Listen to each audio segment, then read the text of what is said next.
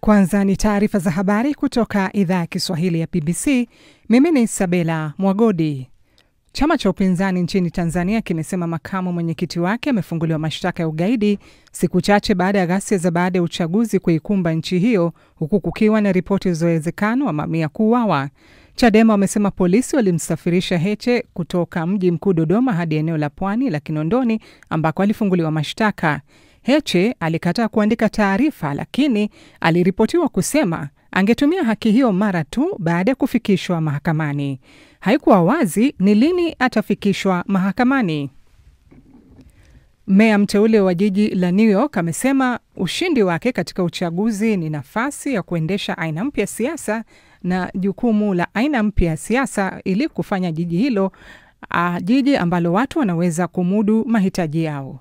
Zohran Mamdani ambaye anajieleza kama msosialisti wa kidemokrasia alishinda uchaguzi wa Jumanne katika mazingira yaliyolenga zaidi gharama ya maisha. Katika hotuba yake ya ushindi, mwanasiasa huyo mzaliwa wa Uganda na mwenye umri wa miaka 34 alimkosoa Rais Trump na hali ya sasa ya kisiasa nchini Marekani.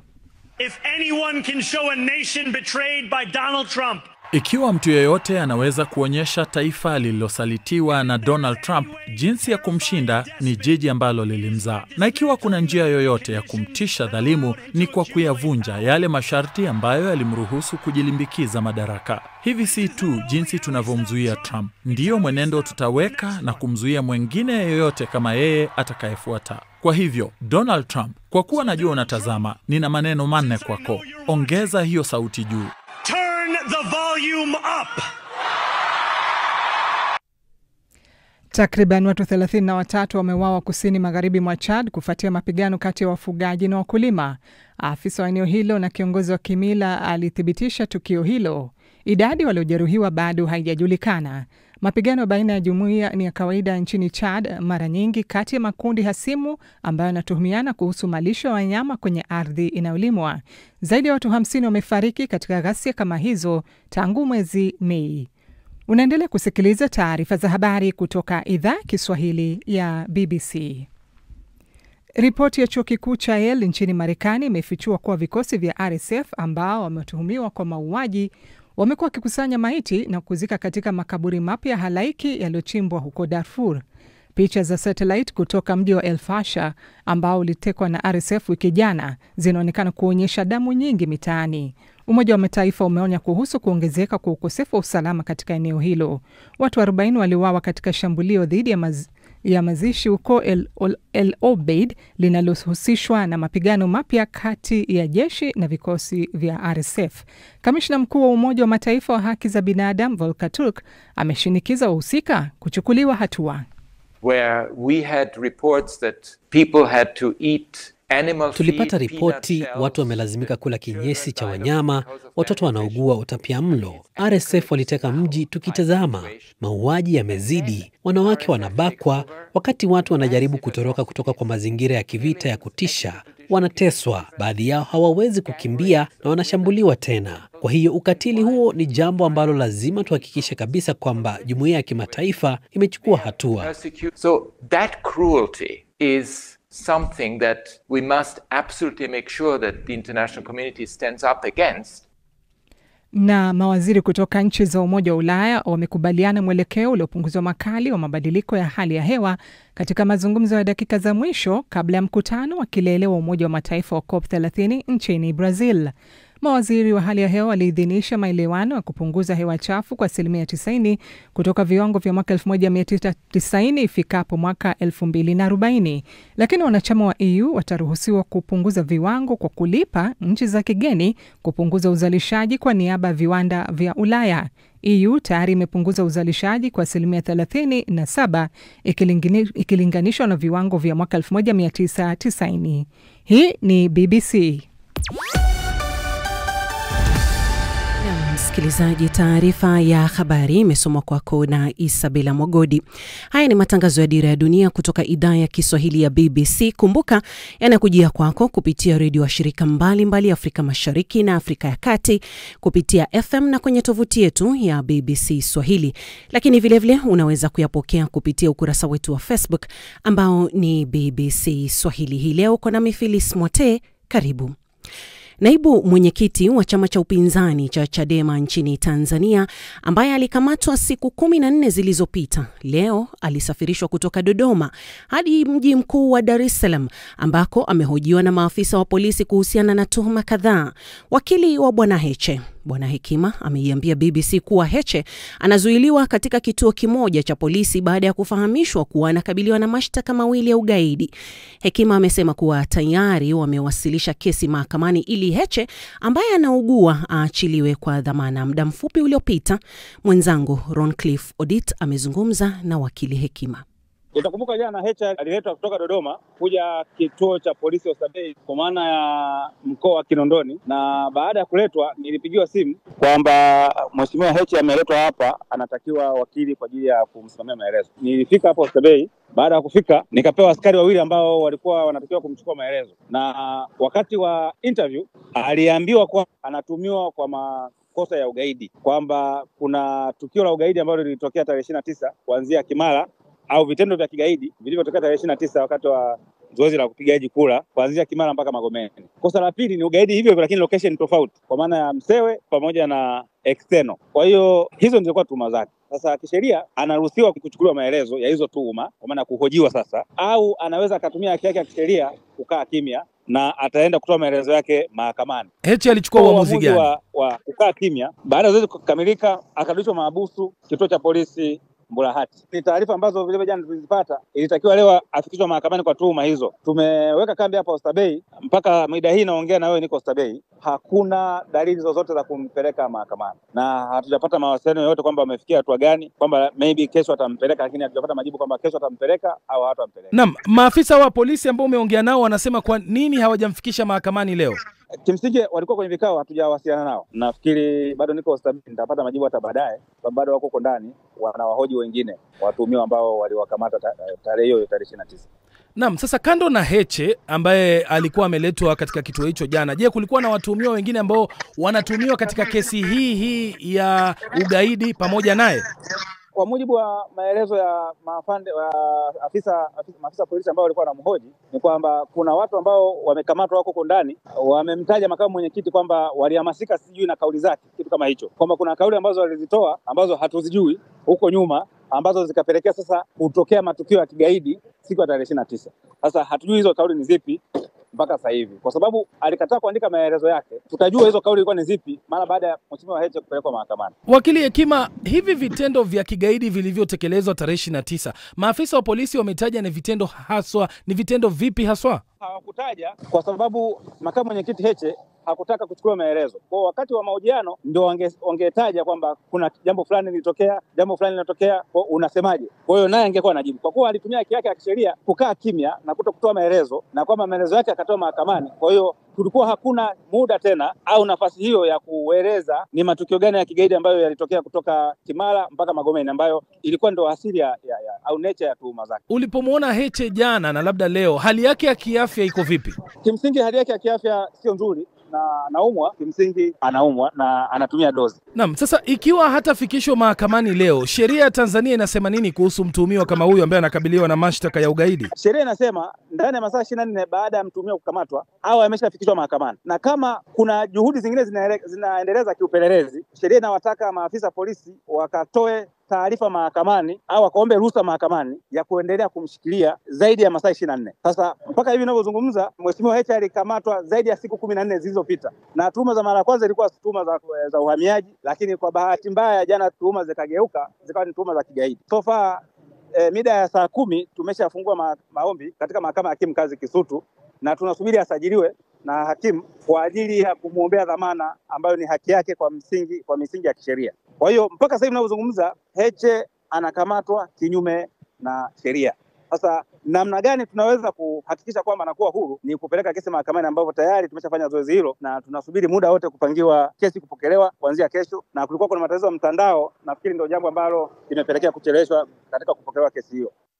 Familia za watu waliowapoteza wapendwa wao kwenye maandamano yaliyotokea baada ya uchaguzi mkuu nchini Tanzania wanaendelea shughuli za kuandaa mazishi ya wapendwa wao, huku wengine nao wakiendelea kuomboleza baada ya shughuli hiyo kukamilika. Sasa ripoti zinasema kuwa watu wengi walipoteza maisha yao kwenye maandamano hayo. Sasa mjini Mbeya, familia ya daktari mmoja ambaye mtoto wake aliuawa baada ya kupigwa risasi kifuani amesema kuwa familia yake daima itasalia na makovu ya uchaguzi wa mwaka huu.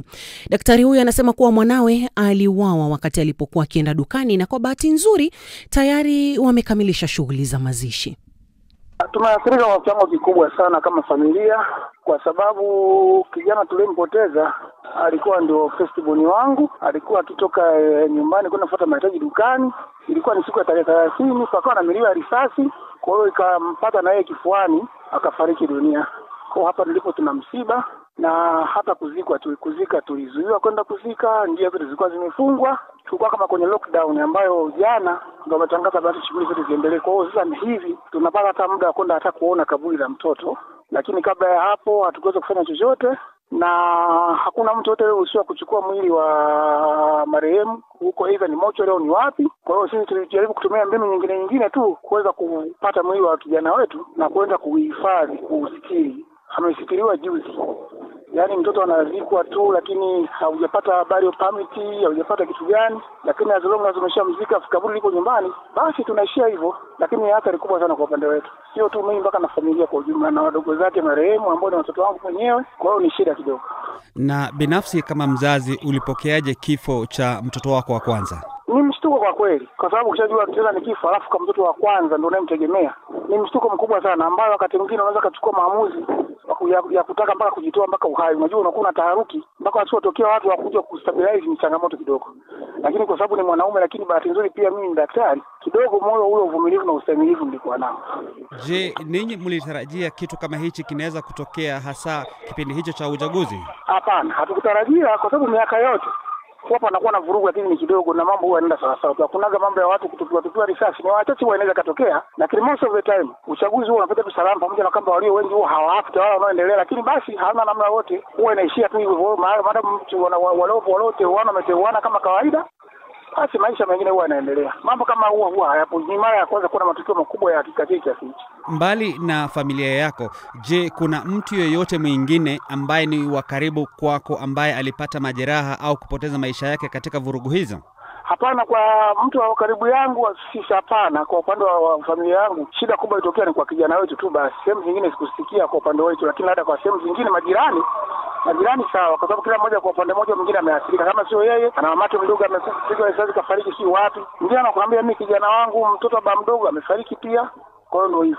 Wewe ni daktari, katika shughuli zako za kawaida, je, umekumbana na watu waliopoteza maisha yao ama waliojeruhiwa kufuatia machafuko hayo? Mimi nilikuwa niko kwenye likizo kwa ajili ya masomo, lakini sasa madaktari wenzangu tulionao kazini ndio walikuwa wanatueleza kinachotokea huko. Wanasema tumeletewa miili mingi kutoka sehemu mbalimbali, mocho alizimejaa, hapajui tunafanya nini, na miili yote inatakiwa kutoka. Kwa hiyo ndio naweza kuona sipata mimi kwa watu ambao nawaamini. Ungepata nafasi ya kuzungumza na Rais Samia Suluhu Hassan, ungemwambia nini? Nafikiri kama ningekuwa na uwezo, ni kushauri kuwe na meza ya maridhiano. Maridhiano ndio msingi wa kila kitu. Mtu anapokuwa na malalamiko yake hana sehemu ya kuyatolea, wewe ukiwa kama ndio amiri jeshi mkuu, nafikiri wewe ndio ni mfariji wa kila mtu. At least na meza ya maridhiano kati ya chama tawala na vyama vya upinzani, kuweza kujua namna gani kila mtu apate haki sawa ya kuishi, kwa sababu haki ya kuishi ni ya kila mmoja. Sio ni haki ya kuishi wale watu walio upande wa chama tawala tu, watu wengine waonekana kama ni wanyama. Hiyo ningesema meza ya maridhiano ni kitu cha kwanza kitakuwa kifanyike. Unadhani kwa wakati mmoja utakuja kuishtaki serikali kutokana na kifo cha mwanao kwa sababu umesema kwamba hakuwa kwenye maandamano? Pangekuwa pana zile tunasema katiba yetu inaturuhusu kufanya mambo kama hayo, ningeweza kufanya hivyo, lakini katiba yetu hairuhusu vitu vya namna hiyo, haijaweka. Kwa sababu kama mnafikia tu mnapoteza ndugu yako, halafu huruhusiwi hata kuchukua mwili. Kuna baadhi hawajaweza kujua hata ndugu zao walipo, na most likely tunaweza kushangaa serikali katika kwa staili ambao wanajua wenyewe ndugu asijulikane. Can imagine serikali namna hiyo itakupaje uhuru wa kusema kama sana nataka kudai kufidia kwa sababu kijana wangu alikuwa amefariki na nini? Ni kidogo, ni shida sana kwa nchi yetu. Na mjini Tanga vile familia nyingine pia inaomboleza kifo cha mwanawe na kuwa hadi sasa hawajafanikiwa kumzika. Anaitwa Taibu Kusaga. Alikuwa kwenye kampuni ya usafirishaji mabasi hizi Costa za kukodisha. Ulipataje taarifa za mwanao? Mimi nilipigiwa simu na It's 19 hours. na kaka yake ambaye aliyomuita jina anaitwa Azizi Kusaga.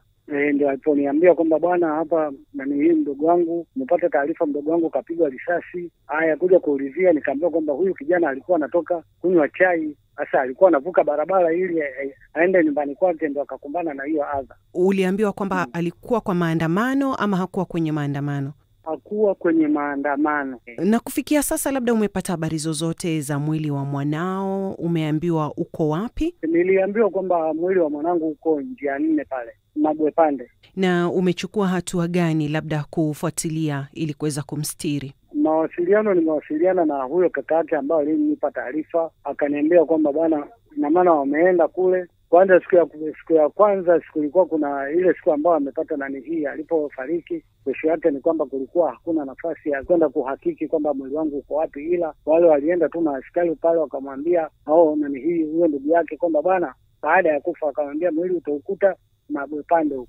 Mimi taarifa ambazo wamenipa wao, kwa sababu unajua ni tunawasiliana tu kwa simu, wakaniambia kwamba endapo Mwenyezi Mungu atajalia, kesho wanaweza wakaanza safari kwa Dar es Salaam kuja kukutana. Kila kitu kiko sawa, kwa hiyo tunasubiri tu mwili wa marehemu utakapofika, inshallah tumstiri. Mara ya mwisho ulizungumza na mwanawe wewe mwenyewe ni lini? Mara ya mwisho nilizungumza naye kwenye mwezi wa 8 ndio tuliwasiliana naye. Yeye tulikuwa tu tunawasiliana, akadai kwamba baba, nitakuja tuombe Mungu mwezi wa 12 kwa sababu ndio kipindi cha kazi zetu huku. Basi mpaka ikishafikia kwenye tarehe 30 tutakuja kumalizia mwaka mpya huko nyumbani.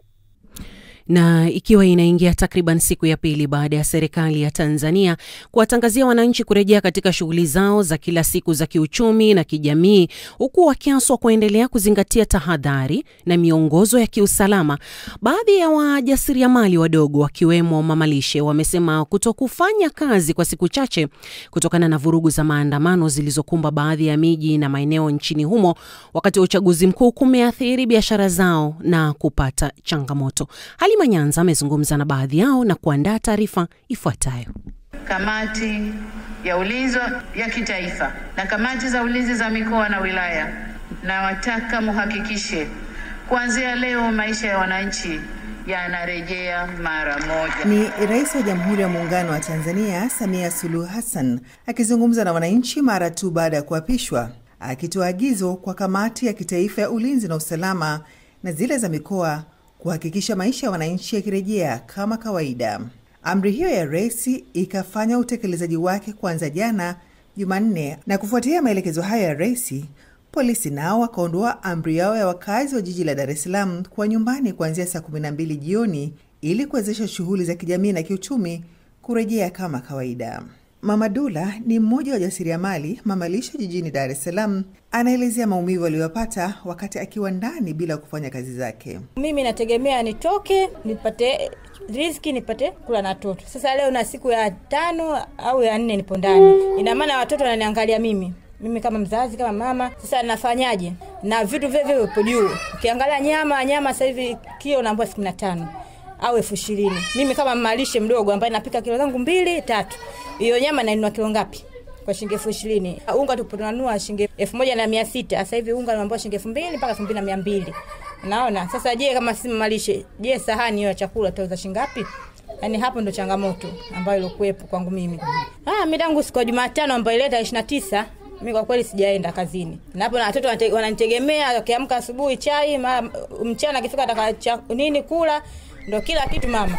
Aidha anasema siku chache alizokaa ndani bila kufanya biashara yake, amepoteza pia baadhi ya wateja wake. Ndio kama hivyo vurugu nani atakuja? Wakija kama hivyo banda siku ngapi haijafunguliwa. Wengine tena wanaondoka, naona. Kwa hiyo hapo na kwa nishapoteza wateja, maana nitakapoanza nianze tena kwa kutafuta wateja wengine. Ulisikia tangazo la serikali kwamba wameruhusu shughuli za kibiashara na kijamii ziendelee kama kawaida. Tangazo limetoka, fanyeni shughuli zenu. Je, huo msingi upo? Na ndio hatufanyi kazi, tunategemea hela za kula ndani, kama una 200 ndio itoe. Kwa hiyo hapo nipo nyumbani mpaka dakika hii na sijui Mungu akipenda nitaanza lini biashara.